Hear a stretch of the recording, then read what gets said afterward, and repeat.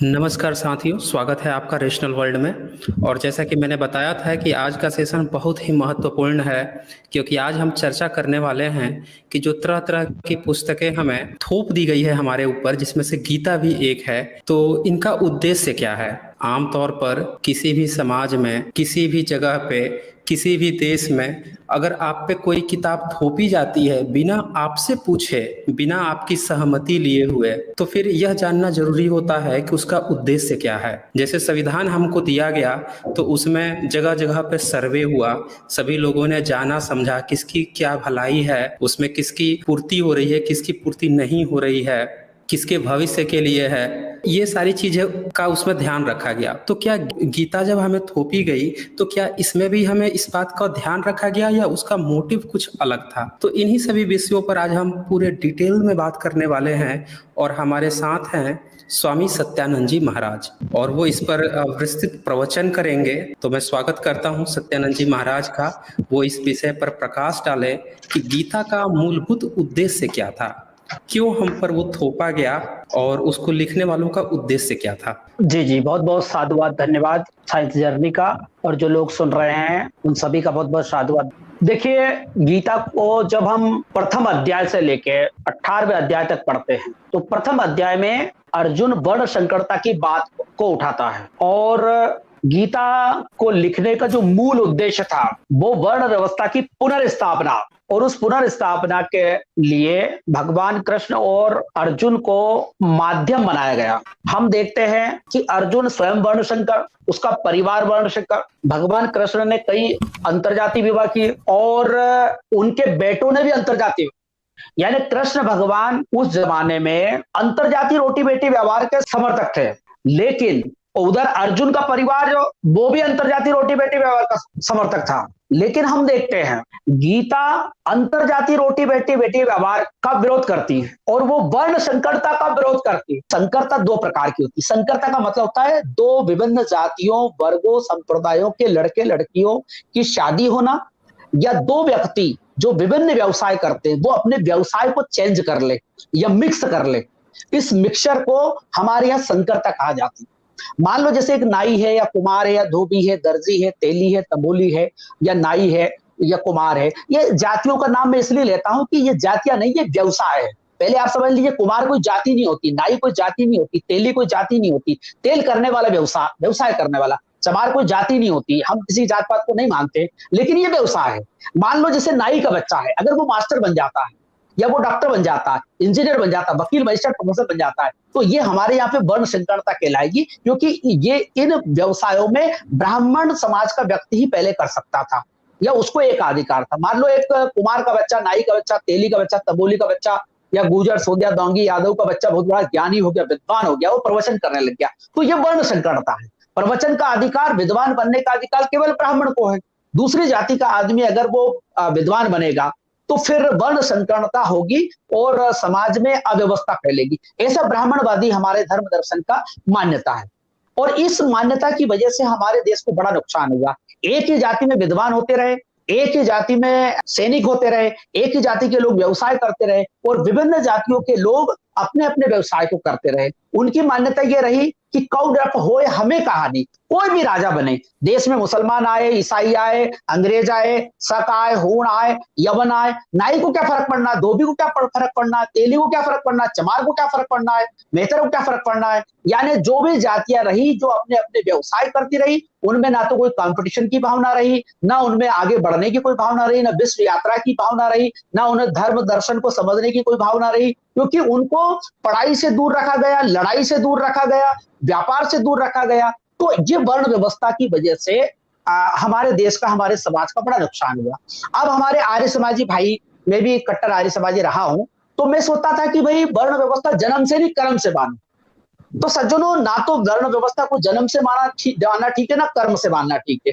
मैं बता दूं आपको कि मेरे 4 बच्चे हैं।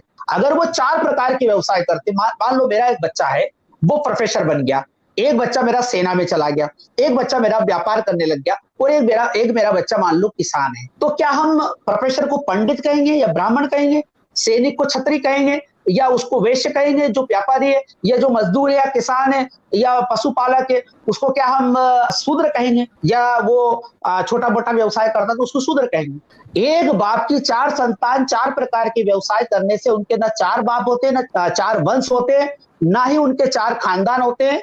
उनके बीच में आपस में वो धार्मिक कहीं भी व्यवसाय जितने भी होते हैं उन व्यवसायों को करने से कोई आदमी ऊंचा और नीचा नहीं होता। और विभिन्न प्रकार के व्यवसाय करने वाले लोग आपस में रिश्तेदार बन जाए तो उससे कोई दिक्कत नहीं होता। आज हम देखते हैं कि एक लड़का प्रोफेसर है और उसने जिस लड़की से शादी करी वो डॉक्टर है या वो नर्स है या कोई अधिकारी है, तो इससे क्या फर्क पड़ना है। एक प्रकार के व्यवसाय करने वाले लोग अगर दूसरे प्रकार के व्यवसाय वाले से शादी कर लेते हैं उससे कोई फर्क नहीं पड़ता है, वो रिश्तेदार बन जाते, खाते पीते तो कोई प्रॉब्लम नहीं होती है। लेकिन हमारे देश में अच्छा व्यवसाय बदलने से देश का ना तो कोई नुकसान होता है ना समाज का नुकसान होता है। लेकिन जो शोषक वर्ग है वो ये सोचता है कि अगर दूसरी जातियों के लोग डॉक्टर इंजीनियर वकील मजिस्ट्रेट प्रोफेसर बनेंगे, दूसरी जाति के लोग सैनिक बनेंगे, दूसरी जाति के लोग जागीरदार बनेंगे, दूसरी जाति के विद्वान बनेंगे, तो हमारा वर्गीय वर्चस्व खत्म हो जाएगा। मतलब सामंतवाद, पुरोहितवाद और पूंजीवाद खत्म हो जाएगा, समाजवाद हो जाएगा, समानता, स्वतंत्रता, बंधुत्व और न्याय का राज्य स्थापित हो जाएगा।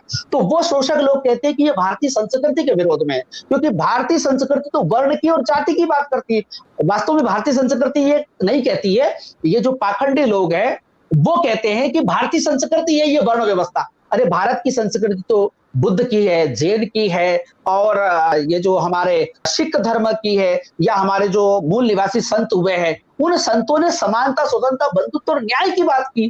तो जो 90% समाज की बात करता है या सर्व समाज के हित की बात करता है, सबको सुई से लेके हवाई जहाज तक, वो चपरासी से लेकर राष्ट्रपति भवन तक सर्व समाज के लोग आपस में रोटी बेटी व्यवहार करें और जीवन के प्रत्येक क्षेत्र में उनको हिस्सेदारी मिले, तो इस प्रकार की जो संस्कृति है वो भारत की संस्कृति है। जो लोग जातिवाद को, वर्णवाद को भारत की संस्कृति मानते हैं वास्तव में भारतीय संस्कृति के दुश्मन है, मानवता के विरोधी है, वो हिंदू विरोधी और राष्ट्र विरोधी है और इस धर्म और संस्कृति के विरोधी है। तो इसके बाद मैं आपको बताना चाहता हूं कि वास्तव में गीता के माध्यम से वर्ण व्यवस्था का समर्थन किया गया है, वर्ण संकरता का विरोध किया गया है। इसके लिए आप 18वां अध्याय निकाल लीजिए कि 18वें अध्याय में किस प्रकार वर्ण संकरता को का समर्थन किया है। श्लोक नंबर 41। वर्षों पहले सज्जनों मैंने इस पर रिसर्च किया था कि गीता में वर्ण व्यवस्था क्या है। गीता का मूल उद्देश्य ही वर्ण व्यवस्था है, क्योंकि बुद्ध के बाद गीता लिखी गई थी और बुद्ध के बाद गीता लिखी गई उसका मूल मकसद था कि सभी जातियों के लोग अपने अपने जाति धंधे करते रहें और इसके बाद कोई भी व्यक्ति दूसरी जाति का धंधा ना करे या वो अपने व्यवसाय को चेंज ना करे। यही गीता का मूल मकसद है। अंतरजातीय विवाह का विरोध करना और अंतरजातीय रोटी बेटी व्यवहार का विरोध करना और अंतरजातीय यानी जो व्यवसाय होते हैं, मान लो एक नाई का बच्चा या कुमार का बच्चा, धोबी का बच्चा, तेली तबोली का बच्चा है, अगर वो उन्नति करना चाहता है, वो प्रगति करना चाहता है, अपने जाति व्यवसाय को छोड़ना चाहता है, यहाँ तक कि ब्राह्मण क्षत्रिय वैश्य भी अगर अपनी जाति के धंधे छोड़ करके मानव बनना चाहते हैं और सब प्रकार के व्यवसाय करके अपनी आत्मोन्नति करना चाहते हैं, तो गीता इसका विरोध करती है। इसलिए यहाँ पर कहा गया है, मैं यहाँ से पढ़ देता हूँ, ब्राह्मण क्षत्रिय विषाम शूद्राणाम च परंत कर्माणि प्रविभक्तानि स्वभाव प्रभवैर्गुणे। हे परंत क्षत्रियों, वैश्यों तथा शूद्रों के प्रकृति के गुणों के अनुसार उत्पन्न उनके स्वभाव द्वारा भेद किए जाते हैं। देखिए यहां पर गीता कहती है कि प्रकृति ने ब्राह्मण के स्वभाव को अलग बनाया है, क्षत्रिय के स्वभाव को अलग बनाया, वैश्य के स्वभाव को अलग बनाया और शूद्र के स्वभाव को अलग बनाया और पिछले जन्मों के कर्मों के हिसाब से इनका वर्तमान जन्म है, क्योंकि हमारे यहाँ पुनर्जन्म के सिद्धांत को माना जाता है और कर्म की फिलॉसफी को माना जाता है। गीता में कई जगह आया है कि पिछले जन्मों के कर्मों के कारण ही ये सारे व्यवसाय बदले गए हैं या व्यवसाय बनाए गए हैं। और जो मनुष्य जिस स्वभाव में, गीता में बार बार नियत कर्म की बात कही गई, स्वाभाविक कर्म की बात कही गई, जाति कर्मों की बात कही गई, वर्ण के कर्मों की बात कही, यानी कान इधर से पकड़ा जाए या कान इधर से पकड़ा जाए, नियत कर्म, स्वाभाविक कर्म, प्राकृतिक कर्म, इन सब का मकसद वही जाति कर्म या वर्णिक कर्म है। हमारे आर्य समाजी भाई कहते हैं कि वर्ण अलग है और जात अलग है, ये सिर्फ मानसिक जिम्नास्टिक है इसको, और ये मैं खुद भोग चुका हूं। मैं मतलब करीब 10 सालों से इस बीमारी से ग्रस्त था कि वो जाति अलग है और वर्ण अलग है। ये एक ही थैली के चट्टे बट्टे हैं। ब्राह्मण की जात भी वही है और उसका वर्ण भी वही है, क्षत्रिय का जात भी वही है और वर्ण भी वही है, वेश्य की जाति भी वही है और उसका वर्ण भी वही। सारा जो जातिवाद है वो शूद्र है। शूद्रों में जो हम देखते हैं कि 6,743 जातियां हैं और शूद्र दो प्रकार के, अछूत शूद्र होते हैं जो गांव के बाहर रहते हैं, एक सचूत शूद्र होते हैं जो ब्राह्मण क्षत्रिय वैश्य के घर में जाकर के ओबीसी के लोग सेवा करते हैं, तो उनको सचूत शूद्र कहा जाता है शास्त्रों के अनुसार। तो सज्जनों, यहां पर गीता का 41वां श्लोक ये कहता है कि हे परंतप, ब्राह्मण क्षत्रिय और वैश्य के तथा शूद्रों के कर्म स्वभाव से उत्पन्न गुणों के द्वारा विभक्त किए गए। देखिए, स्वभाव किसको कहते हैं? स्वभाव का मतलब होता है प्रकृति, यानी एक व्यक्ति का स्वभाव। मान लो एक का क्रोधी स्वभाव होता है, उसको कितने पढ़ा लिखा हो लेकिन वो क्रोधी ही रहेगा, कितने समझा उसको, उसका नेचर है, नेचर परिवर्तन नहीं हो सकता। उसी प्रकार ब्राह्मण का एक विशेष स्वभाव होता है, क्षत्रिय का विशेष स्वभाव होता है, वैश्य का एक विशेष स्वभाव होता है और शूद्र का एक विशेष स्वभाव होता है। लेकिन इस श्लोक में अंत्यज की बात नहीं की गई। अंत्यज हमारे यहाँ पे करीब करीब 22% है, यानी करीब 30 करोड़ लोग आज भी हमारे की बात नहीं की कि स्त्रियां कैसे पैदा हुई है। ये दुर्भाग्य है कि पूरी मानव जाति कैसे पैदा हुई है, अगर ये बात कहा जाता और उनको कैसे कार्य करना चाहिए, पूरी मानव जाति को क्या करना चाहिए, तो बहुत बेहतरीन होता। अगला श्लोक देखिए 42वां। अब ब्राह्मण का स्वभाव बताया जा रहा। समो दमस्तपा शोचम शांतिरार्जव में वचा ज्ञानम विज्ञानमास्तिक्यम ब्रह्म कर्म स्वभावजम। 42वां श्लोक कहता है कि अंतःकरण का निग्रह करना, इंद्रियों का दमन करना, धर्म पालन के लिए कष्ट सहन करना और बाहर भीतर से शुद्ध रहना और दूसरों के अपराधों को क्षमा करना और मन, इंद्रिय और शरीर को सरल रखना, वेद शास्त्र, ईश्वर और परलोक आदि में श्रद्धा रखना और वेद शास्त्रों का अध्ययन करना और परमात्मा के तत्व का अनुभव करना, ये सब के सब ही ब्राह्मण के स्वाभाविक कर्म हैं। वैसे यहां पर स्वाभाविक कर्म है, लेकिन मनुस्मृति कहती है अध्यापनम अध्ययनम यजनम याजनम तथा दानम प्रथम, मतलब वो कहते हैं कि अध्यापनम अध्ययनम याजनम तथा दानम प्रतिगृह ब्राह्मणम, ये ब्राह्मण के 6 कर्म है। एक तो क्या है, अध्ययन करना और कराना, वेद का पढ़ना और पढ़ाना, यज्ञ का करना कराना और दान का लेना और देना। लेकिन यहां पर एक अलग चीज कहते हैं वो कि यहां पर ब्राह्मण के स्वाभाविक कर्मों का विस्तार किया गया है। वैसे क्या होता है, ये कर्म नहीं है। जैसे ये बोलते हैं कि भाई आत्मसंयम कर्म नहीं होता है, तपस्या तो चलो ठीक है, तपस्या, पवित्रता कोई कर्म नहीं होता, साफ सफाई तो सभी को रहना चाहिए, सहिष्णुता सबको रहना चाहिए, सत्यनिष्ठा सभी के पास होना चाहिए, ज्ञान विज्ञान सबके पास होना चाहिए, धार्मिकता सभी के पास होना चाहिए। वास्तव में गीता में ब्राह्मण के कर्म को ज्यादा स्पष्ट नहीं किया गया है, लेकिन दूसरे श्लोकों में कई जगह उन्होंने वेद का पढ़ना पढ़ाना बताया गया है। क्षत्रियों के बारे में कहा गया। अगला श्लोक देखिए 43 वाला। शौर्यम तेजो धृति हृदाक्षम युद्धे चापलायनम दानमीश्वर भावस्य छात्रम कर्म स्वभावजम। वीरता यानी सूरवीरता, आपके यहाँ पे सूरवीरता लिखा है, मेरे पास गीता प्रेस गोरखपुर की का अनुवाद है, आपके पास अशोक कोशी का, चलो वही पढ़ देता हूँ। सूरवीरता, तेज, धैर्य, चतुरता, युद्ध से ना भागना, दान देना और स्वामी भाव, ये सभी सब क्षत्रिय के स्वाभाविक कर्म है। यहाँ भी गीताकार गलती करता है, मनुस्मृति थोड़ी सी अलग बात कहती है और यहाँ पर गीताकार गलती करके क्षत्रिय के कर्म ना बता करके उसके स्वभाव को बताता है। गीताकार ये कहता है कि वास्तव में क्षत्रिय का नेचर अलग होता है, क्षत्रिय का स्वभाव अलग होता है, जबकि ऐसा नहीं है। पूरी मानव जाति में सैनिक होते हैं, ऐसा नहीं कि क्षत्रिय का स्वभाव अलग होता है और ब्राह्मण का स्वभाव अलग होता है, शूद्र का स्वभाव अलग होता है। पूरी दुनिया में क्षत्रिय हर समाज में से पैदा होते हैं, हर सारी दुनिया में सैनिक होते हैं और ऐसा कुछ भी नहीं है कि क्षत्रिय अलग स्वभाव का होता है या ब्राह्मण अलग स्वभाव का होता है। ये फिलोसफी जो है जिसने लिखा है उस व्यक्ति ने, आज हम देखते हैं कि हमारे बेहतर समाज में भी कुछ लोग सैनिक बनते हैं, चर्मकार समाज में बनते हैं, नाई में बनते हैं, धोबी में, तेली में, तबोली में, गुर्जर, सोंधिया, दांगी, यादव, जितने भी बैकवर्ड कम्युनिटी के लोग हैं भारतीय सेना में हैं और वो बेहतरीन युद्ध करते हैं और विजेता रहते हैं, परमवीर चक्र मिलता है। तो ऐसा नहीं है कि एक जाति विशेष का ऐसा स्वभाव होता है। अब हमारे आर्य समाजी भाई कह सकते हैं कि नहीं, इसका मतलब ये नहीं है, इसका मतलब ये है कि जिस व्यक्ति का स्वभाव सैनिक टाइप है उसको क्षत्रिय वर्ण दिया जाए, या जिसको ज्ञान विज्ञान में रुचि है उसको ब्राह्मण बना दिया जाए, या जिसकी व्यापार में रुचि है। ये सब मानसिक जिम्नास्टिक है, व्यावहारिक धरातल पर ऐसा नहीं होता है। व्यावहारिक धरातल पर मान लो एक बेहतर समाज का, नाई समाज, कुमार समाज, धोबी समाज, तेली समाज, गुर्जर समाज, सोंधिया, दांगी, यादव जैसी बैकवर्ड जाट है, ऐसे बैकवर्ड लोग अगर वो बन जाते हैं सैनिक और गांव में आकर के अगर वो क्षत्रियों के साथ बैठना उठना चाहते हैं या उनके साथ रोटी बेटी व्यवहार करना चाहते हैं, तो गांव का क्षत्रिय उसको क्षत्रिय थोड़ी मानेगा। भाई वहां हर जगह तो आर्य समाज ही नहीं है, वहां हर जगह तो आर्य समाज कहने नहीं जाएगा कि क्षत्रियों, अब ये मेहतर समाज का व्यक्ति, ये चमार समाज का, ये नाई समाज, ये धोबी समाज, तेली समाज का व्यक्ति क्षत्रिय हो गया है तो ये सैनिक बन गया, थानेदार बन गया, ये बन गया डॉक्टर बन गया, थानेदार बन गया, सैनिक बन गया, तो इसको क्षत्रिय मान लो, इसके साथ रोटी बेटी व्यवहार करो। तो ऐसा नहीं है भाई। क्षत्रिय जाति मानी जाती है वो जन्म से मानी जाती है। इसलिए हमने देखते हैं कि हमारे यहाँ पे जो बैकवर्ड कम्युनिटी में शिवाजी महाराज पैदा हुए थे, लेकिन शिवाजी महाराज ने जब सैनिक वीरता के साथ उन्होंने काम किया, बहादुरी के साथ राजपाट प्राप्त किया, लेकिन जब उनका राज तिलक करने का नंबर आया तो गंगा भट्ट नाम का काशी के ब्राह्मण ने उस जमाने में मतलब 14 करोड़ की रिश्वत लेकर के भी बाएं पैर के अंगूठे से राज तिलक किया गया था, क्योंकि क्षत्रिय समाज के वो नहीं थे या उनको संदिग्ध माना गया था। महाराष्ट्र के ब्राह्मणों ने मना कर दिया था कि आप क्षत्रिय नहीं हो, और उनका बार बार अपमान किया गया, और उनकी आने वाली पीढ़ियों का, साहू महाराज का भी अपमान किया गया था कि तुम क्षत्रिय नहीं हो, तुम शूद्र हो।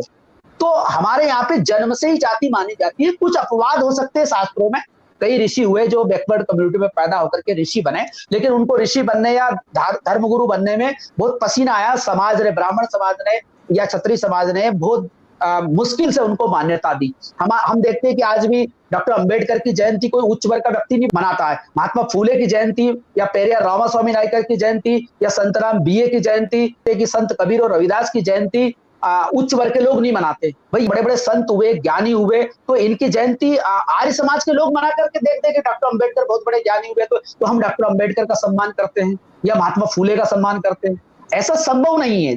जाति जन्म से ही होती है। कोई आदमी कितने विद्वान हो जाए या बहादुर हो जाए, उसकी जाति या उसका वंश या उसकी परंपरा नहीं बदलती है। तो आगे देखिए, अगला श्लोक है, बनिए के कर्म बताए गए हैं या वैश्य के कर्म बताए गए हैं। कृषि गौरक्ष वाणिज्यम वैश्य कर्म स्वभावजम परिचर्यात्मकम कर्म शूद्रस्यापि स्वभावजम।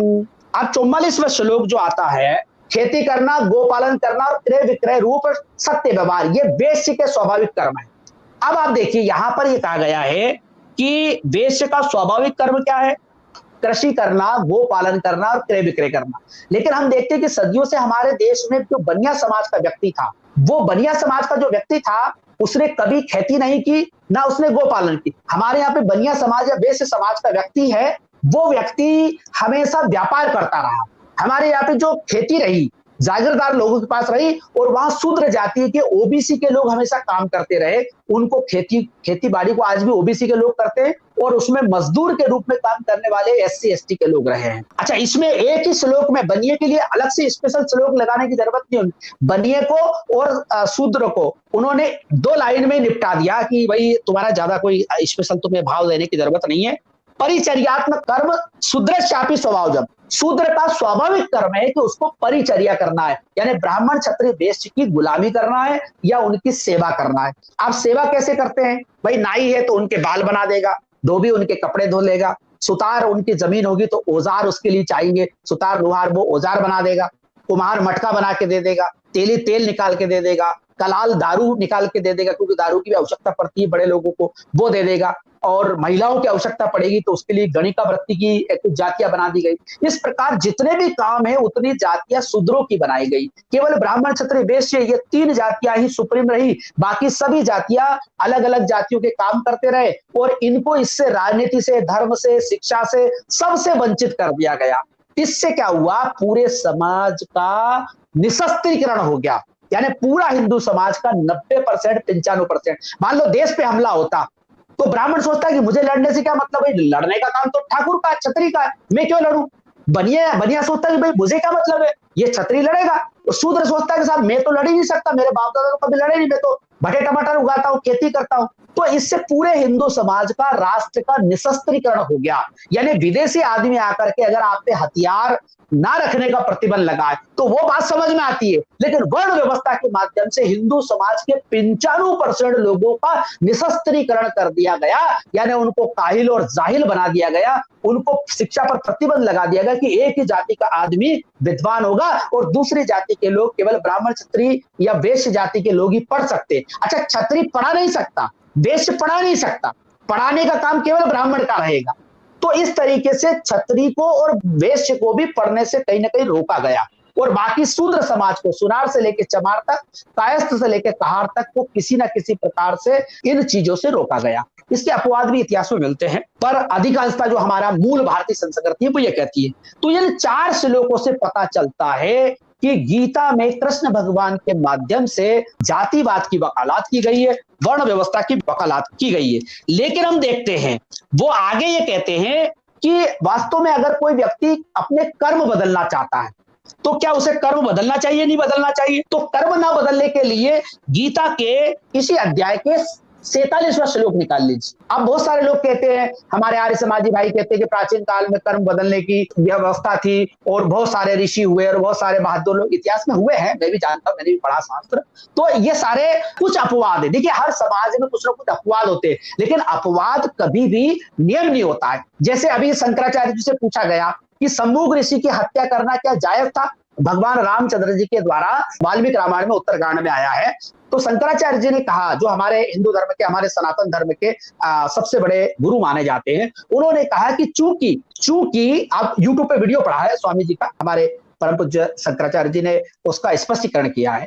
उन्होंने कहा कि जो हिंदू धर्म में जो मर्यादा है, ब्राह्मण धर्म में जो ब्राह्मण क्षत्रिय वैश्य बनाए गए, अगर शूद्र तपस्या करेगा तो फिर ब्राह्मण क्या करेगा? शूद्र अगर ज्ञानी बनेगा, व्यासपीठ पर बैठेगा, प्रवचन करेगा, तो फिर ब्राह्मण क्या करेगा? और अगर क्षत्रिय का काम शूद्र करने लग गया या बनिया करने लग गया, ब्राह्मण करने लग गया, तो फिर क्षत्रिय क्या करेगा? और बनिया का काम अगर शूद्र करने लग गया तो फिर बनिया क्या करेगा? इस तरह के हमारे यहाँ पे ये माना गया है कि जो जिस जाति में पैदा हुआ, जिस वर्ण में पैदा, उसे वही काम करना चाहिए, और वही काम अगर नहीं करेगा तो राजा उसे दंडित करेगा, और ये मनुस्मृति में लिखा। इसलिए अगर भगवान रामचंद्र जी ने अगर शूद्र शंभु की हत्या की थी क्योंकि उसने तपस्या की थी, तो वो जायज है, वो उचित है, क्योंकि जो वर्ण व्यवस्था का विरोध करेगा या जातिवाद का विरोध करेगा, वर्ण संकरता फैलाएगा, उसकी हत्या करना या उसको मारना क्षत्रिय की ड्यूटी है। इसलिए रामचंद्र जी ने जो शूद्र, जो शंभुक था, जो तपस्या कर रहा था, जो ज्ञान प्राप्त कर रहा था, उसकी हत्या की, तो वो जायज है। वर्ण व्यवस्था के समर्थन में यही बात गीता कहती है 47वें श्लोक में। क्या कहती है? श्रेयांश धर्मो विगुणः परधर्मास्व निष्ठितात् स्वभाव नियतम कर्म कुर्वन्नानपोति क्लेशम। क्या कहती गीता? अच्छी प्रकार आचरण किए हुए दूसरे के धर्म से गुण रहित भी अपना धर्म श्रेष्ठ है। यह धर्म शब्द आया तो धर्म शब्द से लोग कंफ्यूजन होंगे। धर्म का मतलब वो समझेंगे कि नहीं वो नैतिकता है, मानवीय मूल्य, ऐसा कुछ नहीं है। धर्म का मतलब यहाँ पर जाति कर्मों से लिया गया है।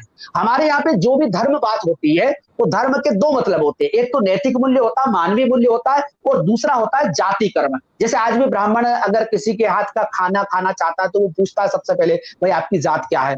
मैं एक बार आर्य समाज में प्रवचन करने के लिए गया था, तो हम साधु संत लोग बैठे थे एक गौशाला में, और वहां पर एक संत था, तो वो कुछ भी खाना नहीं खाता था किसी के हाथ का, मतलब खाना खाते ही नहीं था, खाना छोड़ दिया उसने। तो मैंने कहा कि भाई ऐसा क्यों करा? हम सब संतों ने कहा कि भाई आपने ऐसा क्यों किया? उन्होंने कहा कि मैं साहब तिवारी ब्राह्मण हूँ उत्तर प्रदेश का, और मैं जाता पूरे देश में प्रवचन करने के लिए आता, ना जाने कौन कौन सी जात के साथ खाना खाना पड़ता, तो इसलिए मैंने खाना ही छोड़ दिया कि भाई मैं फल फ्रूट खाऊंगा और दूध पीऊंगा। उसने ये बात बताई। अब मुझे बताइए, जो आदमी आर्य समाजी बन गया, उसके अंदर इतना जातिपात भरा हुआ है, तो फिर आम आदमी से हम क्या उम्मीद करें? वास्तव में हमारे धर्म संस्कृति, हमारे ब्राह्मण धर्म का मूल मकसद है कि जाति और वर्ण व्यवस्था को बनाए रखना। यही धर्म है, यही संस्कृति है, और इसी का संघर्ष है। हमारे देश में 2 प्रकार के संत हुए, 2 प्रकार की विचारधारा है। एक वर्ण व्यवस्था का समर्थन करते हैं, जात पात का समर्थन करते हैं। हमारे जितने भी शास्त्र है वो किसी न किसी रूप में जाति और वर्ण का समर्थन करते हैं, चाहे वो जन्म से समर्थन करे या वो कर्म से करे, लेकिन जाति और वर्ण का समर्थन करके यथास्थितिवाद बनाए रखना चाहते हैं। इसलिए आपने देखा होगा कि आज भी बहुत सारे लोग कहते हैं हमारा जो भारतीय संविधान है वो हमारी संस्कृति के अनुकूल नहीं है, मतलब उसमें जात पात नहीं है, उसमें ऊंच नीच नहीं है, उसमें वर्ण व्यवस्था नहीं है, उसमें एक दूसरे को ऊंचा नीचा नहीं माना गया, सबके साथ सबके विकास की बात की गई है, और जिसकी जितनी संख्या भारी उसकी उतनी भागीदारी की बात की गई है। तो हमारे जैसे धर्म के लोग कहते हैं कि ठेकेदार कहते हैं कि नहीं नहीं, ये भारतीय संस्कृति के खिलाफ है, ये हमारे धर्म के खिलाफ है, क्योंकि हमारा धर्म तो ऊंच नीच की बात करता, हमारी संस्कृति तो बात करती है कि सब लोग अपनी अपनी जाति का कर्म करें। तो सज्जनों, गीता कहती है, क्या कहती है? श्रेयांश धर्मो विगुणः परधर्मा स्वनिष्ठितात् स्वभाव नियतम कर्म कुर्वन्नानपोति क्लेशम।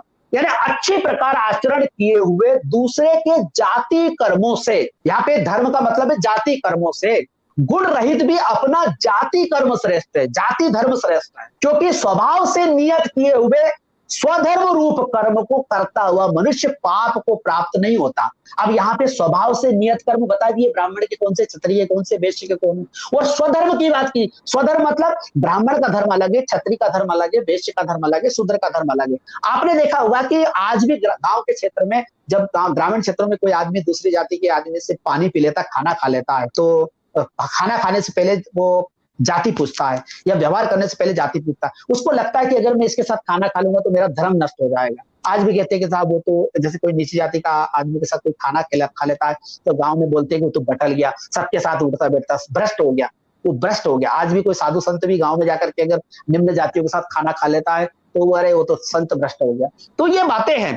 तो अब गीता ये क्या कहती है? गीता ये कहती है कि आदमी को अपना स्वधर्म, यानी अपना जाति धर्म किसी भी रूप में नहीं छोड़ना चाहिए। चाहे आप मान लो एक नाई का बच्चा, कुमार का बच्चा, धोबी का बच्चा, तेली तमोली का बच्चा अगर डॉक्टर, इंजीनियर, वकील, मजिस्ट्रेट का, प्रोफेसर का काम बेहतरीन तरीके से कर सकता है तो उसे वो काम नहीं करना चाहिए, उसे अपने जाति के कर्म करना चाहिए। एक बार गांधी जी ने डॉक्टर अंबेडकर से यही कहा था कि डॉक्टर अंबेडकर, शूद्र को पढ़ने का अधिकार है, अछूतों को पढ़ने का अधिकार है, लेकिन पढ़ लिख करके आपको अपने जाति धर्मों को ही करना चाहिए, अपने स्वाभाविक कर्म को ही करना चाहिए। गीता की जो व्याख्या गांधी जी ने की और वर्ण व्यवस्था पे जो किताब लिखी है उसमें भी यही लिखा है। और what done Congress and Gandhi for untouchables एक बहुत बेहतरीन किताब है डॉक्टर अंबेडकर की, उसमें गांधीवाद की सौ परीक्षा भी डॉक्टर अंबेडकर ने की है, तो उसमें भी यही लिखा है। और हमारा धर्म संस्कृति यही कहती है, हमारे शंकराचार्य भी यही कहते हैं। आर्य समाजी लोग भले कितनी लीपापोती करे कि इसका मतलब ये नहीं वो है, लेकिन हिंदू धर्म के 90% लोग या ब्राह्मण धर्म के 90% लोग इस बात को नहीं मानते। अच्छा, इसी श्लोक को तीसरे अध्याय में भी कहा गया। ये तीसरे अध्याय का 35वां श्लोक इसी बात को वहां कहता है, इसी चीज को तीसरे अध्याय में, जो बात तीसरे अध्याय में कही गई वही 18 में कही गई। इसका मतलब क्या है? इसका संकेत क्या है? इसका मतलब है कि तीसरे अध्याय से चल करके 18वें अध्याय तक वही राग गाया गया है। यानी जो तीसरे अध्याय में बातें वही 18वें में है। यानी शुरुआत में जो बातें हैं, वर्ण संकरता की जो बात कही गई थी, अर्जुन के मुंह से उठाई गई थी कि मेरा जाति कर्म नष्ट हो जाएगा, मेरा जाति धर्म नष्ट हो जाएगा, मेरा स्वधर्म नष्ट हो जाएगा, मेरा कुल धर्म नष्ट हो जाएगा, क्योंकि युद्ध में स्त्रियां, पुरुष मारे जाएंगे और स्त्रियों की संख्या, पुरुष की संख्या कम हो जाएगी और वर्ण संकरण औलादे पैदा होगी, स्त्रियां अंतरजातीय विवाह करेगी तो धर्म नष्ट हो जाएगा। तो यही बात गीता कहती है कि मनुष्य को किसी भी काल में अपने जाति धर्मों को नहीं छोड़ना चाहिए, जाति कर्मों को नहीं छोड़ना चाहिए और अंतरजातीय रोटी बैठी व्यवहार नहीं करना चाहिए। तो ये बात कहती है, इसलिए लिखा है श्रेयान स्वधर्मो विगुणः परधर्मा सुनिश्चितात् स्वधर्मे निधर्म श्रेया परधर्मो भयावह। गीता के तीसरे अध्याय का 35वां श्लोक है। वो ये कहता है कि अच्छी प्रकार आचरण में लाए हुए दूसरे के धर्म, यानी कर्म या जाति धंधे से गुण रहित हानिकारक भी अपना धर्म, यानी जाति धंधा अति उत्तम है। अपने धर्म में, जाति धंधे में तो मरना भी कल्याणकारक है और दूसरे का धर्म, जाति धंधा भय या नरक को देने वाला। ये यहीं पर लिखा हुआ है, आपके इधर स्क्रीन पे भी लिखा हुआ है कि अच्छे प्रकार आचरण में लाए हुए दूसरे के धर्म। दूसरे के धर्म से तात्पर्य है जाति धर्मों से और जाति कर्मों से। अच्छा, इसका एक अर्थ और भी ले सकते हैं हम। दूसरे के धर्म से उस जमाने में जब गीता लिखी गई थी तो हमारे यहाँ जैन थे, हमारे यहाँ बौद्ध थे और हमारे यहाँ पर चारवाक दर्शन को मानने वाले लोग थे। तो जो बुद्धिमान ब्राह्मण होता है, बुद्धिमान क्षत्रिय होता है, बुद्धिमान वैश्य होता है, क्योंकि वो अपने जाति पूर्वाग्रह दुराग्रह से ऊपर उड़ जाता है। और जब बुद्ध के चेले उनको मिले ज्ञान प्राप्त करने के लिए, तो बहुत सारे ब्राह्मण जो विद्वान थे, एक से बढ़कर एक ज्ञानी थे ब्राह्मण, वो क्या है, बुद्ध के चेले बन गए। और आज भी देखा होगा जो ब्राह्मण क्षत्रिय वैश्य में जो ज्ञानी लोग हो जाते हैं, जो विद्वान होते हैं, जो जाति पूर्वाग्रह दुराग्रह से ऊपर उड़ जाते हैं, जब वो बुद्ध को पढ़ते हैं तो दीवाने हो जाते हैं। मैं भी बुद्ध का बहुत बड़ा विरोधी था, बौद्धों का, क्योंकि जब अम्बेडकरवादी लोग मेरे पास आते थे शुरुआत में, तो वो अपनी किताबें लाते थे, भाई ये इस धर्म में ये कमी है, वो है, और ये बुद्ध का धम्म बहुत अच्छा और बुद्ध की विचारधारा बहुत अच्छी, बाबा साहब महात्मा फूले की। तो मुझे बड़ी नफरत थी कि तुम देवता को नहीं मानते, तुम भगवान को नहीं मानते, तुम शास्त्रों की आलोचना करते हो और तुम मुसलमानों की बुराई क्यों नहीं करते हो। मैं भी ऐसे ही तर्क देता था जैसे आज लोग तर्क देते हैं ना, तो मुसलमानों की बुराई क्यों नहीं करते, उनके धर्म में कमियां नहीं है, उनके शास्त्रों में कमियां नहीं है। तो वास्तव में हमें अपने घर की सफाई करना चाहिए। तो वो लोग मेरे पास आते थे, तो मुझे बुद्ध से बड़ी नफरत थी। लेकिन जब मैंने बुद्ध को पढ़ा तो मुझे पता चला कि वास्तव में बुद्ध तो सुप्रीम नॉलेज के व्यक्ति है। तो उस जमाने में बहुत सारे हमारे ब्राह्मण क्षत्रिय वैश्य धर्म को मानने वाले लोग, जो ब्राह्मण धर्म दर्शन को मानने वाले लोग हैं, वो लोग जैन बन रहे थे, वो बौद्ध बन रहे, सब बड़ी पैमाने पर बौद्ध बन रहे थे। तो बौद्ध बनने का मतलब धर्मांतरण नहीं है। एक तरफ तो हम कहते हैं कि बुद्ध तो हमारे ही है और बुद्ध तो हमारे अवतारी पुरुष है और हमारा ब्राह्मण धर्म की एक शाखा है और बुद्ध ने अलग से कुछ नहीं बताया, वो तो जो उपनिषदों में और जो वेदों में है वही बात कही। अरे भाई, जब वही बात कही जो उपनिषदों और वेदों की बात कोई भगवान बुद्ध ने कहा, तो फिर बुद्ध को अपनाने में क्या दिक्कत है, बुद्ध को जानने और मानने में क्या दिक्कत है। पूरे देश में बड़े बड़े राम के मंदिर बने, कृष्ण के मंदिर बने, हनुमान जी के मंदिर बने, तो बुद्ध के भी मंदिर हम सनातनियों को, हम ब्राह्मण धर्म के लोगों को बनाना चाहिए ना, और उनकी जयंती मनाना चाहिए, और उनकी किताबें जो बुद्ध है, धम्मा है और भी धम्मपद किताबें, उनको सभी हिंदुओं को पढ़ना चाहिए और उसका प्रचार प्रसार करना चाहिए। अगर हम ये मानते हैं कि बुद्ध हमारे हैं, नहीं तो मुंह में राम बगल में छुरी है। एक तरफ तो हमारे प्रधानमंत्री जी जाते हैं विदेश में तो कहते हैं कि भाई मैं बुद्ध के देश से आया हूं, और दूसरी तरफ हम बुद्ध को ना तो जयंती मनाते हैं, ना उनका कोई फोटो अपने घरों में रखते हैं। यहाँ तक कि क्षत्रिय लोग, जो माना जाता है शास्त्रों के अनुसार, इतिहास के अनुसार, कि भगवान बुद्ध क्षत्रिय कुल में पैदा हुए थे, लेकिन आज हमारे भोले भाले क्षत्रियों को भी नहीं पता कि बुद्ध हमारे पूर्वज या सबसे सुप्रीम नॉलेज के व्यक्ति हुए, दुनिया में सबसे बड़े ज्ञानियों में से उनका नाम है। तो सज्जनों, जो बात 18 अध्याय में कही गई है वही बात तीसरे अध्याय में कही गई। अब आप देखिए, तीसरे अध्याय में वर्ण संकरता की बात भी उठाई है, भगवान कृष्ण जी के माध्यम से जवाब देने का प्रयास किया है। किसने? अर्जुन को कृष्ण जी ने जवाब दिया है कि वर्ण व्यवस्था सही है, वर्ण संकरता गलत है, और तू जिस जाति में पैदा हुआ है, तू क्षत्रिय है, तो क्षत्रिय को क्षत्रिय का ही काम करना चाहिए, दूसरा अगर काम करोगे तो धर्म नष्ट हो जाएगा। इसके लिए आप चाहें तो निकाल लीजिए तीसरे अध्याय का 21वां श्लोक जी।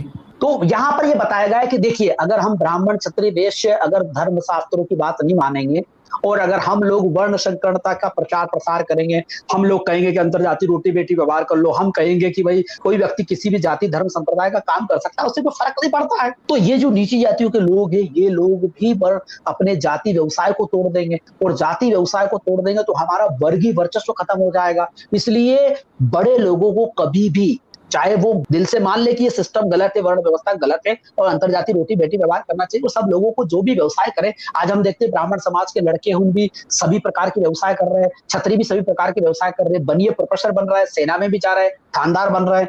तो हम लोगों को अपने जाति कर्मों को नहीं छोड़ना चाहिए, ताकि निम्न जाति के लोग हमारी नकल में ना छोड़े। इसलिए लिखा गया है कि यद्ददाचरति श्रेष्ठ तत्तदेवेतरो जना शायद प्रमाणम कुरुते लोकस्तदनु वर्तते। ये बड़ा प्यारा श्लोक है। ये कहता है कि श्रेष्ठ पुरुष जो जो आचरण करता है, श्रेष्ठ पुरुष से मतलब यहाँ ब्राह्मण क्षत्रिय वैश्य से ही है। कुछ लोग कहेंगे कि महान आदमी, जबकि ऐसा नहीं है। उसका संदर्भ प्रसंग वही है। श्रेष्ठ पुरुष यानी ब्राह्मण क्षत्रिय वैश्य जो जो आचरण करता है, अन्य पुरुष भी वैसा ही आचरण करते हैं, और वह जो प्रमाण देता है समस्त मनुष्य समुदाय उसी के अनुसार बरतने लग जाता है। यानी जो वास्तव में ऊंची जाति के लोग या ब्राह्मण क्षत्रिय वैश्य लोग या राजा लोग, धनवान बलवान और विद्वान लोग, यानी पुरोहित लोग, मान लो हमारे जैसे धर्म के जो विशेषज्ञ रहते हैं वो लोग, या फिर मतलब पंडित पुजारी धर्म के ठेकेदार जिसको कहते हैं हम, पुरोहित वर्ग जो रहता है, एक पुरोहित वर्ग होता है, एक सामंतवादी होते हैं, शासक वर्ग होता है, और एक वर्ग होता है जिसको हम कहते हैं कि सैनिक वर्ग होता है। पुराने जमाने में ये जन्मजात था, और पूरी दुनिया में कहीं ना कहीं पुरोहित सब जगह होता है, लेकिन पुरोहित जन्मजात जब हो जाता है और एक ही जाति का आदमी मठाधीश बनता है, तो फिर वो अपने जाति स्वार्थों से, वर्ग स्वार्थों के हिसाब से शास्त्रों की व्याख्या करता है, और ऐसे ही शास्त्र लिखता है ईश्वर की आड़ में कि भाई मतलब अपने जाति का वर्चस्व कैसे बना रहे।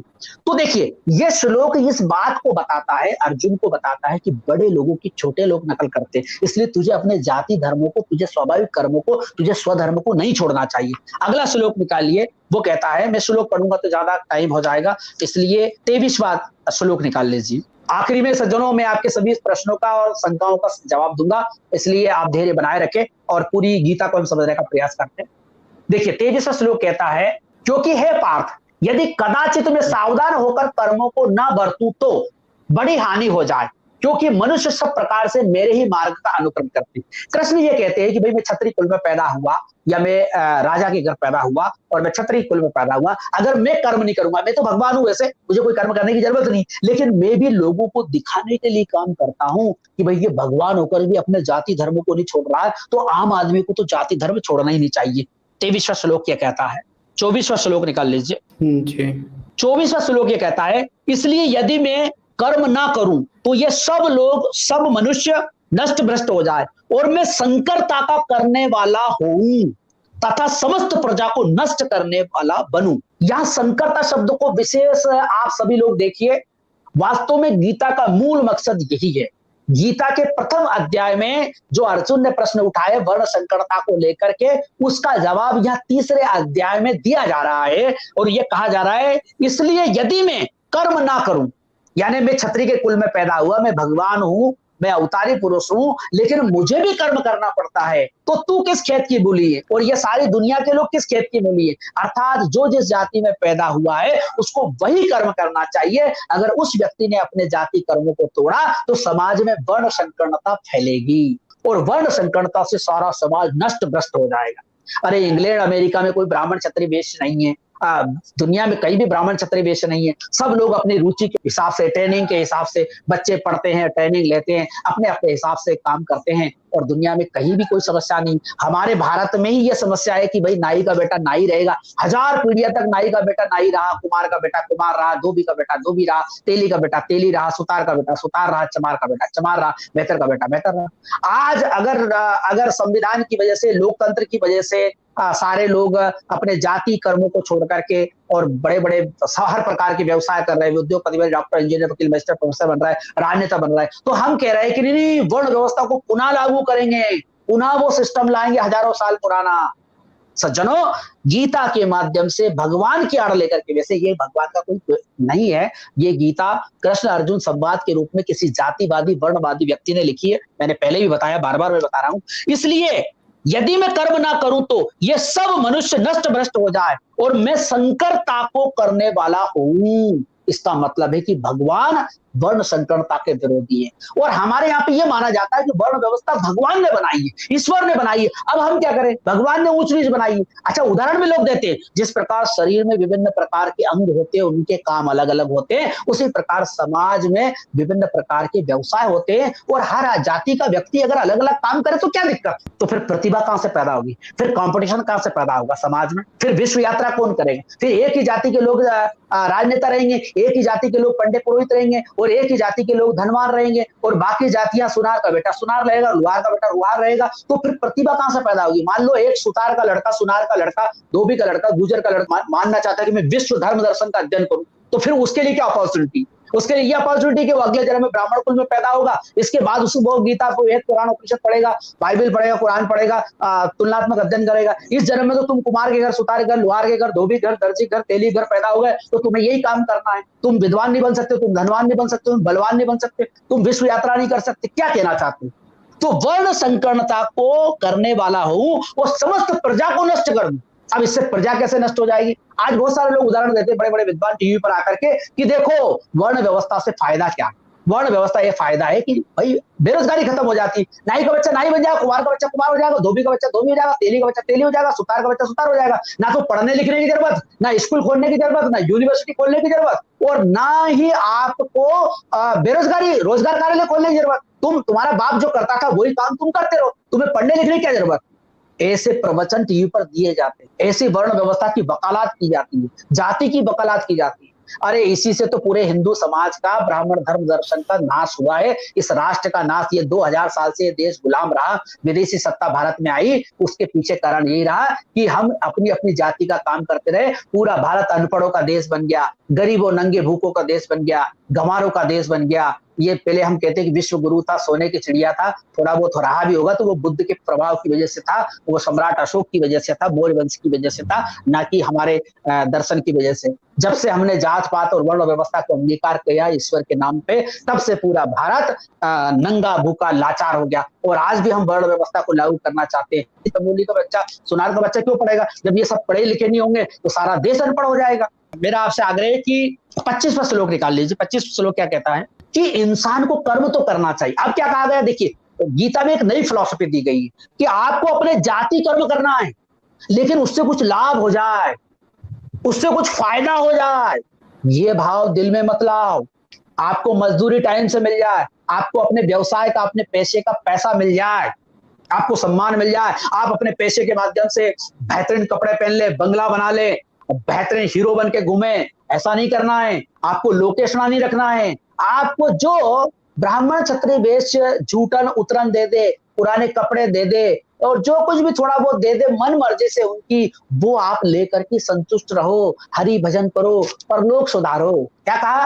हे भारत, कर्म में आसक्त हुए अज्ञानी जन जिस प्रकार कर्म करते हैं, आसक्ति रहित विद्वान भी लोक संग्रह करना चाहता हुआ उसी प्रकार कर्म करे। यहाँ पर उच्च वर्ग के लोगों को इशारा किया गया है कि जिस प्रकार निम्न जातियों के मूर्ख लोग या अनपढ़ गंवार लोग, अज्ञानी लोग अपने जाति धर्मों में लगे हुए हैं, उसी प्रकार ब्राह्मण क्षत्रिय वैश्य को भी खुद भी लगे रहना है और उनको लगाए रखना है, नए नए तर्क देना है। नहीं नहीं, वर्ण व्यवस्था बहुत अच्छी है, इससे ये फायदा, उससे ये फायदा, वर्ण का मतलब वर्ण करना है, वो जन्म से नहीं वो कर्म से होती है, ऐसा नहीं होता है, वैसा नहीं होता है। इस तरीके से लोगों को मूर्ख बना के हमेशा उनको अपने जाति कर्मों में लगाए रखना है, नए नए तर्क देना है, शब्दों के साथ बलात्कार करना है, शास्त्रों की नई नई वैज्ञानिक व्याख्या करना है और हमेशा के लिए इन लोगों को मूर्ख बना के रखना। क्या कहते हैं? हे भारत, कर्म में आसक्त हुए अज्ञानी जन जिस प्रकार कर्म करते हैं, यानी अज्ञानी को अज्ञानी बनाए रखो। हेलो, ये नहीं कह रहे कि अज्ञानी लोगों को ज्ञानी बनाओ, जगह जगह यूनिवर्सिटियां खोलो, गांव गांव में स्कूल खोलो, सारे हिंदू समाज के लोग, सारे राष्ट्र के लोग ज्ञानी बन जाओ, विद्वान बन जाओ, सब लोग डॉक्टर, इंजीनियर, वकील, मजिस्ट्रेट, प्रोफेसर बनो, सब राजनेता बनो, कृषि को वैज्ञानिक तरीके से करो, विदेश जाओ, पूरी दुनिया का ज्ञान, पूरी दुनिया की फिलोसफी को पढ़ो, पूरी दुनिया के ज्ञान विज्ञान को इकट्ठा करो, दुनिया में क्या हो रहा है उसको जानो। ऐसा नहीं कहा गया है। आपने देखा होगा आज मुसलमानों का गांव कहीं होता है, छोटे मोटा भी गांव हो, 10-20 घर भी हो, वो एक मस्जिद बनाते हैं और उस मस्जिद में एक मौलवी रखते हैं, वो अपने बच्चे को कुरान और हदीस पढ़ाता है, अरबी और उर्दू पढ़ाता है। लेकिन हिंदुओं का गांव, हमारे ब्राह्मण धर्म दर्शन के गांव को देख लो, जहां पर ब्राह्मण धर्म दर्शन का जो हमारा केंद्र होता है, मंदिर होता है, उस मंदिर में आज तक कोई क्लास नहीं लगाई गई कि सारे हिंदुओं के बच्चे इकट्ठे हो जाए, वो गीता वेद कुरान को पढ़े, संस्कृत सीखे। क्योंकि हमारा धर्म दर्शन कहता है कि ब्राह्मण के अलावा दूसरी जातियों को तो पढ़ना ही नहीं है। मान लो ठाकुर के लड़कों को हमने पढ़ा दिया, या बलिया के लड़कों को पढ़ा दिया, या गुर्जर सोंधिया दांगी यादव को पढ़ा दिया, तो ये सब लोग ज्ञानी हो जाएंगे, तो फिर हम क्या करेंगे? तो हमारा उद्देश्य ये रहा कि हमेशा हम प्रवचन करेंगे, आप ताली बजाओ, हमें दान दक्षिणा दो, नाचो कूदो हमारे प्रवचन में, और हम शास्त्रों के अनाप शनाप व्याख्या करेंगे और तुम कहोगे पंडित जी गजब, क्या हा मजा आए, बहुत बड़े ज्ञानी हो आप, जगत गुरु हो, आपके पैर पड़ता हूं, आपको दान, आपका वो खाता नंबर बता दीजिए, वो उसमें डाल दूंगा। कहने का भाव है सज्जनों कि दान भी हमने ले लिया, सम्मान भी हमने ले लिया, लेकिन हिंदू समाज को कभी हमने ज्ञान नहीं दिया। और जिन लोगों ने ज्ञान दिया, बुद्ध ने ज्ञान दिया, महात्मा फूले ने ज्ञान दिया, साहू महाराज ने ज्ञान दिया, डॉक्टर अंबेडकर ने ज्ञान दिया, कबीर ने ज्ञान दिया, रविदास ने ज्ञान दिया, नानक ने ज्ञान दिया, महापंडित राहुल ने ज्ञान दिया, डॉक्टर सुरेंद्र कुमार शर्मा ने ज्ञान दिया, भगवत शरण उपाध्याय ने ज्ञान दिया। ऐसे लोगों को हमने नास्तिक कहा, धर्म विरोधी कहा, राष्ट्र विरोधी कहा। अभी मेरे प्रवचन में गीता पर मैंने जब व्याख्या में करने चालू किया, तो मुझे एक महिला कह रही थी कि तुम अर्बन नक्सल हो।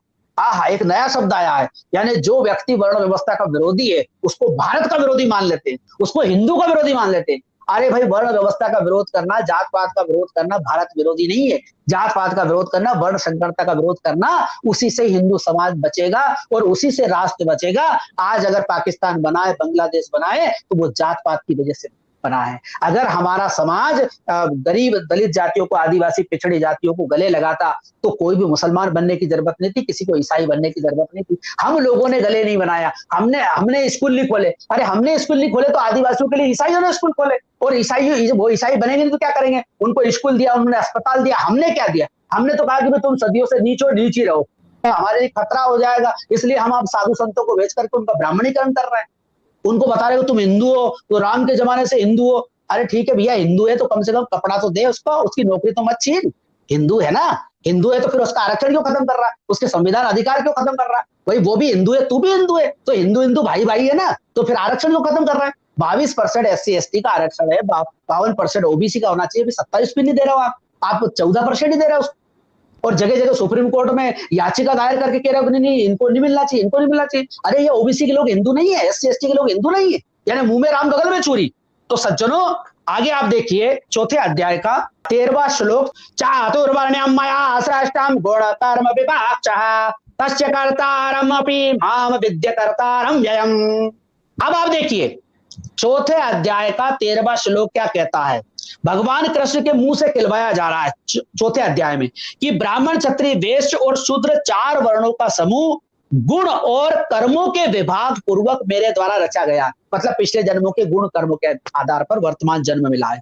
इस प्रकार उस सृष्टि रचना आदि कर्मों का कर्ता होने पर भी मुझ अविनाशी परमेश्वर को तू वास्तव में अकर्ता ही जान। अच्छा, भगवान ने जात पात बनाई है, भगवान ने वर्ण व्यवस्था बनाई है, तो रूस में क्यों नहीं बनाया? अब बहुत सारे लोग तर्क देते नहीं साहब, वहां भी सैनिक वर्ग है, वहां भी पुरोहित वर्ग है, वहां भी मतलब मजदूर है, वहां भी किसान है। अरे किसान, मजदूर, सैनिक हमेशा सब जगह होते हैं, लेकिन ये जातियां नहीं होती है, ये कोई वंश परंपरा नहीं होती। हमारे देश में 90 साल तक गुलाम वंश ने राज किया था। जब मुसलमान आए थे तो हमारे देश के क्षत्रियों को मारने वाला, उनका राज छीनने वाले मोहम्मद गोरी के गुलाम थे, उनने 90 साल तक राज किया। गुलामों को भी मौका दिया जाता है तो वो भी राजा बन सकता है।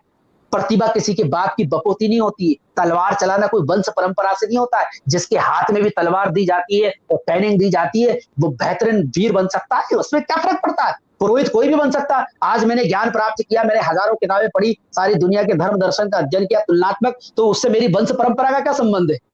मेरी वंश परंपरा का क्या संबंध है? किस जाति में, किस वंश में पैदा हुआ हूं, उससे क्या फर्क पड़ता है? उससे वेद मना कर दे कि नहीं महाराज जी आप वेद नहीं पढ़ सकते, आप गीता नहीं पढ़ सकते, आप शास्त्र नहीं पढ़ सकते, आप कुरान नहीं पढ़ सकते, बाइबल नहीं पढ़ सकते। क्यों नहीं पढ़ सकता? आप अंग्रेजी नहीं पढ़ सकते, क्यों नहीं पढ़ सकते? अरे भाई, क्या मैं इंसान नहीं हूं क्या? मुझे जीने का अधिकार नहीं है क्या? हर इंसान को पढ़ने का अधिकार होना चाहिए, चाहे वो मजदूर हो, किसान हो, किसी भी जाति वर्ग संप्रदाय का हो। यहां पर कहा गया, देखिए भगवान की आड़ लेकर के कहा गया कि भगवान ने ऊंच नीच बनाई है, भगवान ने जाति बनाई है। अरे भगवान ने अगर जाति बनाई होती तो ब्राह्मण को अलग पार्ट ऑफ बॉडी दे देता, एक आध पार्ट ऑफ बॉडी अलग दे देता ना, कि नहीं अब 2 आंख है भैया, कभी 2 आंख बुढ़ापे में खराब हो जाएगी तो एक तीसरी आंख आपको यहाँ दे देते, क्योंकि आपको शास्त्रों को ज्यादा पढ़ना है। छतरी को 4 हाथ दे देते भगवान, कि नहीं 2 हाथ अगर कट जाए तुम्हारे तो 2 हाथ अतिरिक्त आपके उगा देंगे। तो इस तरीके का भगवान को करना चाहिए था कि छतरी के लिए कुछ अलग शरीर। आज हम देखते हैं कि ब्राह्मण छतरी से शादी करता है, छतरी वेद से करता है, सभी लोग आपस में अंतरजातीय विवाह करते हैं, लेकिन एक जैसी संतान पैदा होती। अगर संतान में कोई डिफॉल्ट हो तो बताइए आप। इंदिरा गांधी ने अंतरजातीय विवाह किया था, राजीव गांधी ने अंतरजातीय विवाह किया था। आज हमारे देखते हैं कि बड़े बड़े जो लोग हैं फिल्मी दुनिया में अंतरजातीय विवाह किया है, अच्छी औलादें पैदा हो रही है, सारे राजनेता हिंदू मुसलमान आपस में शादी कर रहे हैं, तो उससे क्या फर्क पड़ता है? ना तो वर्ण संकरता गलत है, ना तो वृत्ति संकरता गलत है, और ना ही रक्त की संकरता गलत है।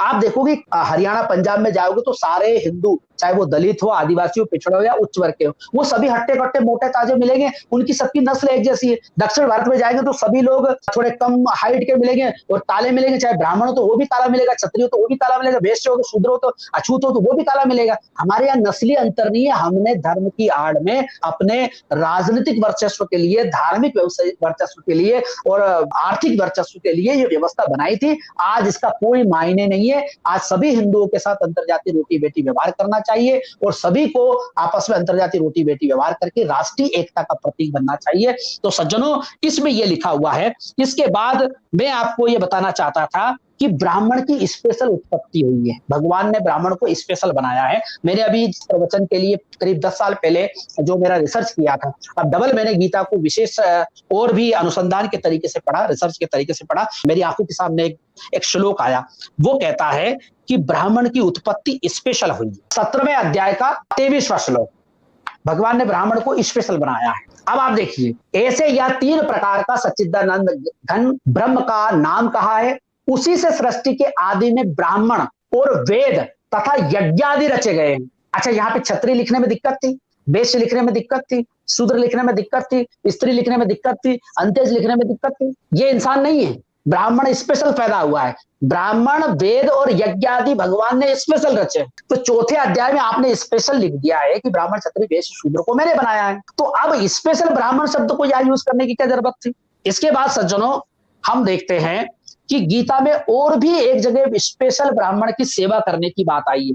अक्सर लोग मनुस्मृति को बहुत गाली देते हैं और कहते हैं कि मनुस्मृति में ब्राह्मणवाद है, लेकिन हम देखते हैं कि गीता में भी येन केन प्रकारेण ब्राह्मणवाद ही है। ब्राह्मणवाद से तात्पर्य ब्राह्मण जाति नहीं है, एक बड़ा कंफ्यूजन है। ब्राह्मणवाद का मतलब है वर्ण व्यवस्था का समर्थन करना। जो व्यक्ति जन्म से हिंदू को ऊंच या नीच मानता है या कर्म से ऊंच नीच मानता है, वो हिंदू विरोधी है, वो राष्ट्र विरोधी है, जो हिंदू को हिंदू से तोड़ने की बात करता है। और जो हिंदू समाज को जोड़ने की बात करता है, जो आदमी कहता है कि अंतरजातीय रोटी बेटी व्यवहार होना चाहिए, वर्ण व्यवस्था खत्म होना चाहिए, चाहे वो जन्म से हो कर्म से हो, वही सच्चा हिंदू है और राष्ट्रवादी है। इसलिए सज्जनों, अगर वास्तव में आप हिंदूवादी हैं, ये वास्तव में देश का भला चाहते हैं, बहुत सारे लोग नीचे आकर के गालियां बक रहे हैं और बहुत सारे लोग धमकियां दे रहे हैं, तो सज्जनों 20 सालों से मुझे धमकियां मिल रही है, जान से मारने की धमकियां पेपरों में निकलता रहता है, और अब मैं लाइव आया हूं तो अब भी मुझे धमकियां मिल रही है, गालियां मिल रही है। बहुत सारे लोग कह रहे थे कि आपको उच्चारण ठीक नहीं है। अरे मेरे उच्चारण को क्या खाया भैया, जो शास्त्रों की जो बात मैं बता रहा हूँ उसको थोड़ा दिमाग में निकाल ले। उच्चारण से क्या हो जाएगा?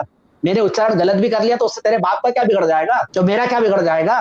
सारा अनुवाद रखा है, वो देख ले, थोड़ा तो दिमाग रख। इसका अर्थ ये नहीं है, वो नहीं है, इस चक्कर में तुम पड़े रहोगे कि समाज और राष्ट्र का भला भी करोगे। इसका अर्थ ये नहीं है, वो नहीं है, तुमने ये नहीं समझा, वो नहीं समझा, इसके चक्कर में तो पूरा समाज और देश बर्बाद हो गया। अंतरजातीय रोटी बेटी व्यवहार के पूरे समाज को, पूरे देश को एक करने की बात करो ना। क्यों फोकट में नए नए तर्क देते हो कि पिछला जन्म में ये था ना, अगले जन्म में ये था? तो मैं स्पेशल आपको बताना चाहता हूँ 17वें अध्याय का 14वां श्लोक निकालिए अगर संभव हो तो।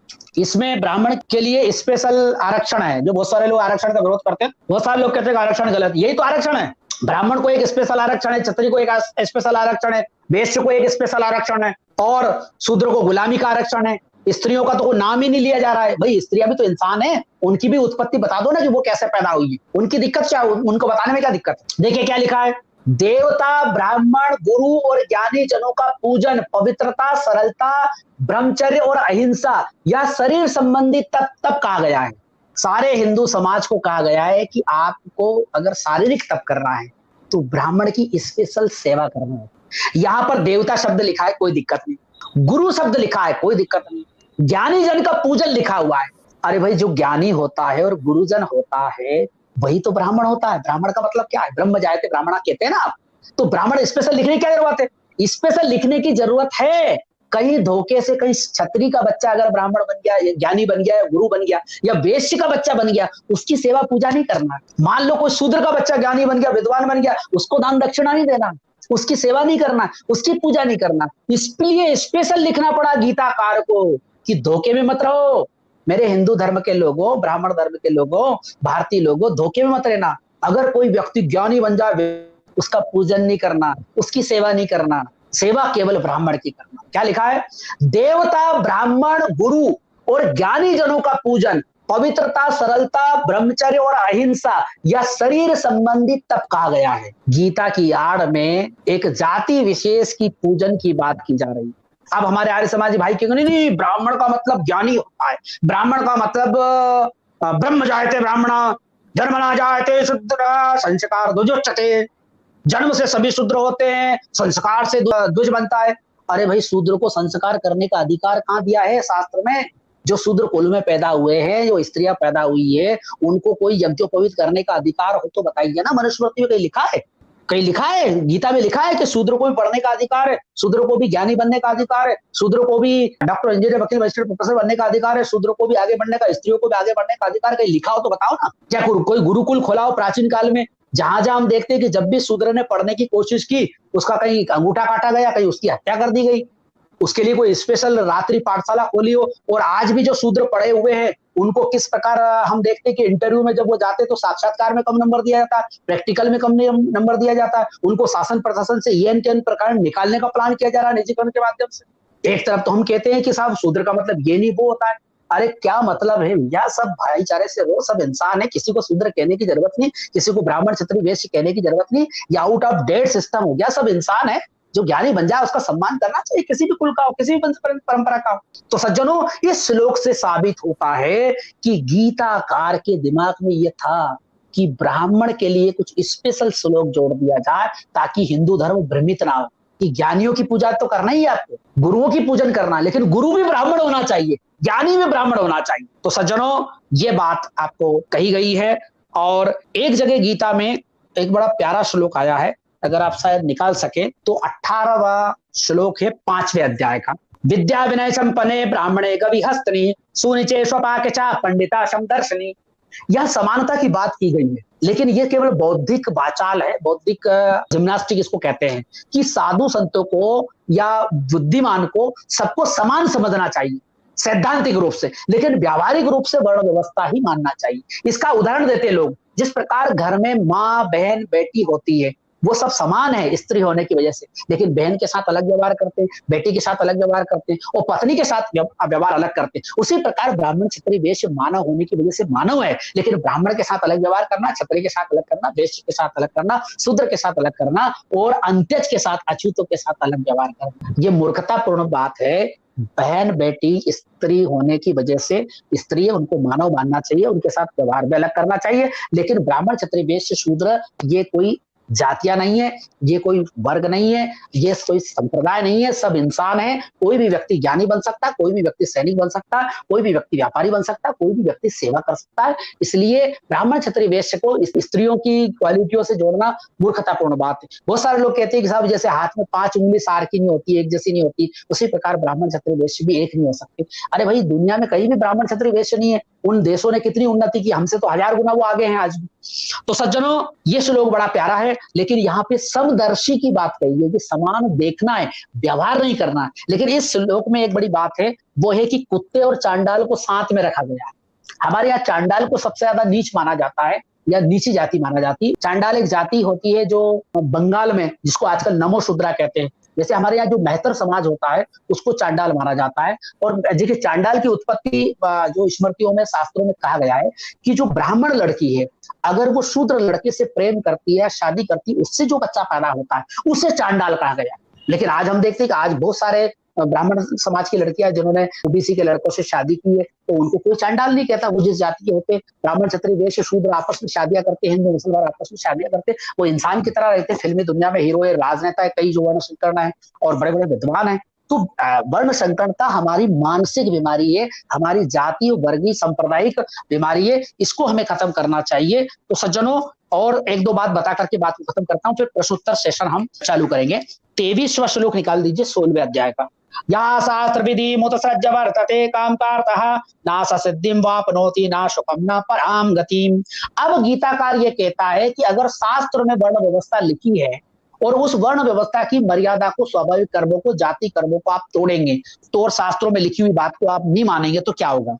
जो पुरुष शास्त्र विधि को त्याग कर अपनी इच्छा से मनमाना आचरण करता है वह ना सिद्धि को प्राप्त होता, ना परम गति को, ना सुख को प्राप्त होता है। यानी नाई का बच्चा, अगर कुमार का बच्चा, धोबी दर्जी तेली तमोली गुजर सोडिया दांगी माड़ी काची, ऐसी जो बैकवर्ड जातियां हैं, जाट, ये जो बैकवर्ड लोग हैं, या SC ST के लोग हैं, ओबीसी के लोग हैं, और ब्राह्मण क्षत्रिय वैश्य भी अगर अपना मनमाना आचरण करेंगे, यानी मनमाने डॉक्टर इंजीनियर वकील मिनिस्टर प्रोफेसर बनेंगे, मनमाना विदेश यात्रा करेंगे, मनमाने कपड़े पहनेंगे, मनमाने घूमेंगे फिरेंगे, मनमानी शादियां करेंगे, तो धर्म नष्ट हो जाएगा। ना तो उसको लोक में सुख मिलेगा, ना परम गति मिलेगी, ना सुख मिलेगा। ऐसा गीता कहती है 23वां श्लोक और 16वां अध्याय। और गीता आगे कहती है, जो पुरुष शास्त्र विधि को त्याग कर अपनी इच्छा से मनमाना आचरण करता है। मनमाना आचरण का मतलब है कि भाई मान लो कोई शूद्र का बच्चा है या अछूत का बच्चा है, वो साधु संत बनना चाहे, वो डॉक्टर इंजीनियर वकील मिनिस्टर प्रोफेसर बनना चाहे, या ब्राह्मण का बच्चा चपरासी बनना चाहे, या ब्राह्मण का बच्चा कोई दूसरा काम करना चाहे, या क्षत्रिय का बच्चा खेती करना चाहे, या डेयरी खोलना चाहे, या पशुपालन करना चाहे, तो उसे ये नहीं करना चाहिए, क्योंकि ये उसके स्वाभाविक कर्म या उसके जाति के कर्म नहीं है। इसी से हिंदू समाज का नाश हुआ है। तो जो पुरुष शास्त्र विधि को त्याग कर अपनी इच्छा से मनमाना आचरण करता है, वह ना तो सिद्धि को प्राप्त होता है, न परम गति को प्राप्त होता है, न सुख को प्राप्त। तो इस तरीके से गीता वर्ण व्यवस्था का प्रचार करती है। अंत में आप 18वें अध्याय का 46वां और 48वां श्लोक निकाल लीजिए और मैं अपनी बात को खत्म करता हूं। क्या लिखा है? यथा प्रवरतिरभूतानां येन सर्वमिदं ततं स्वकर्मणा तमभ्यचर सिद्धिं विन्दति मानवः।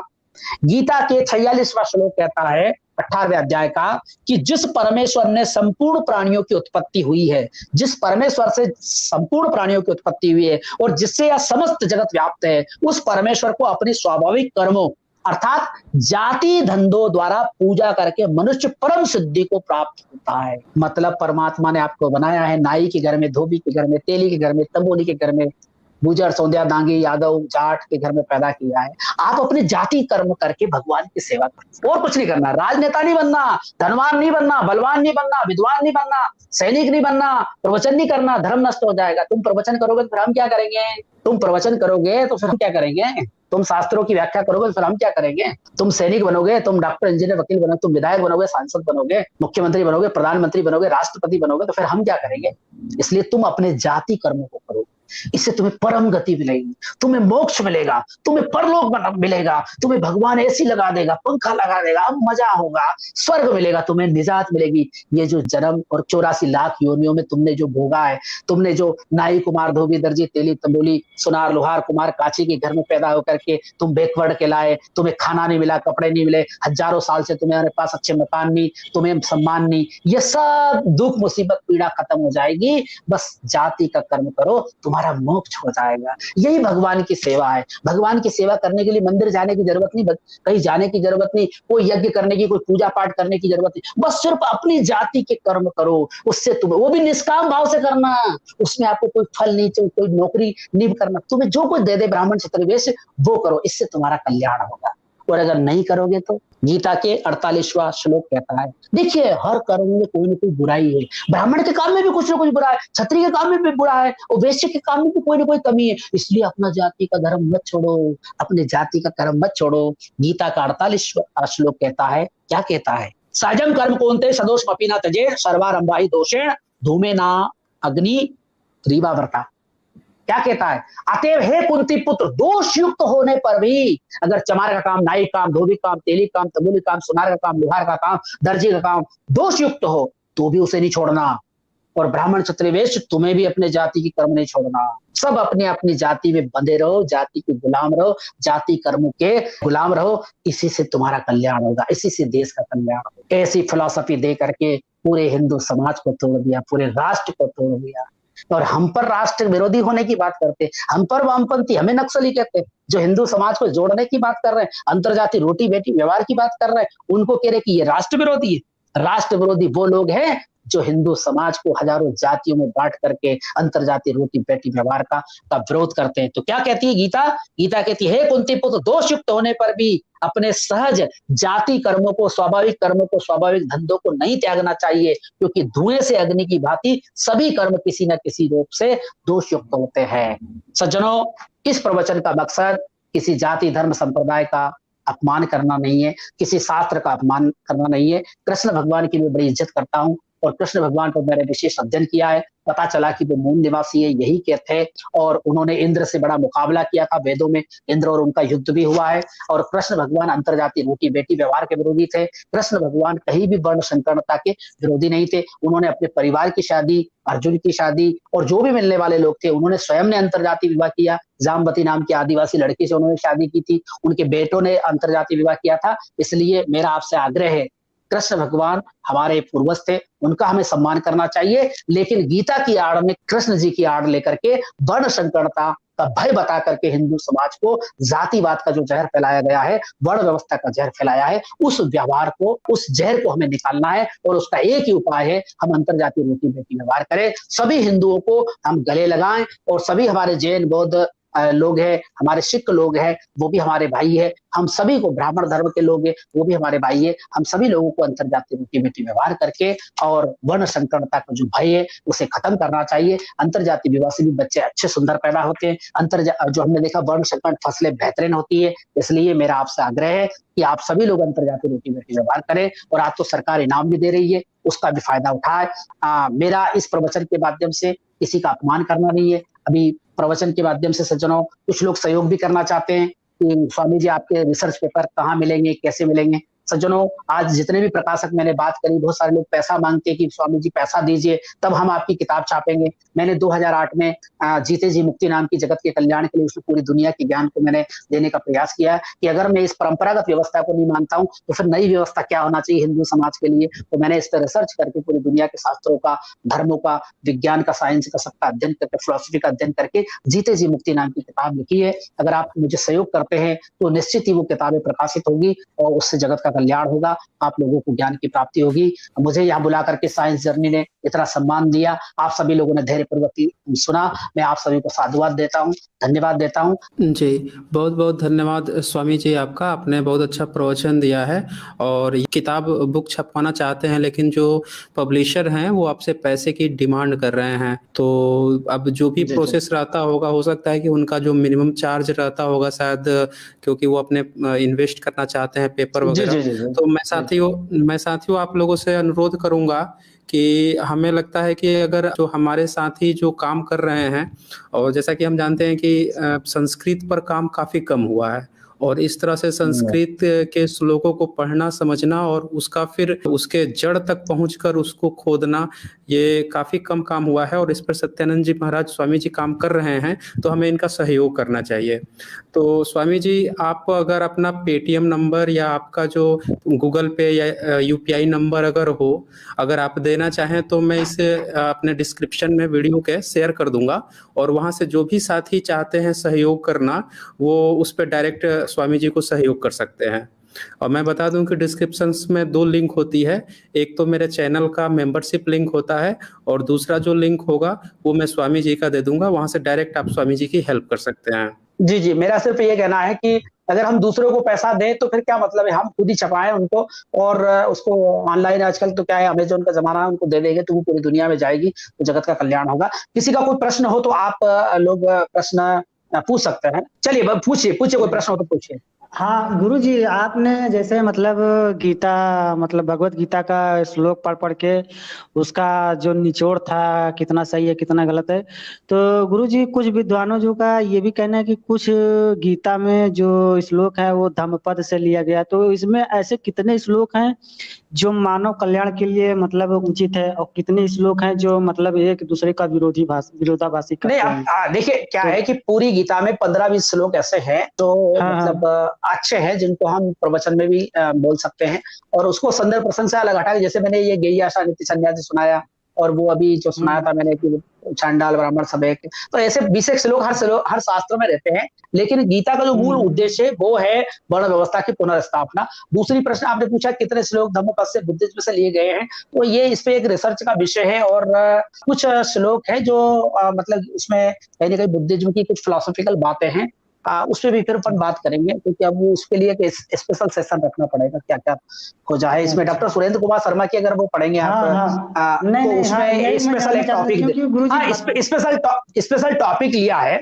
विक्रांत मानेकर जी का सवाल है हम कैसे कंट्रीब्यूट कर सकते हैं?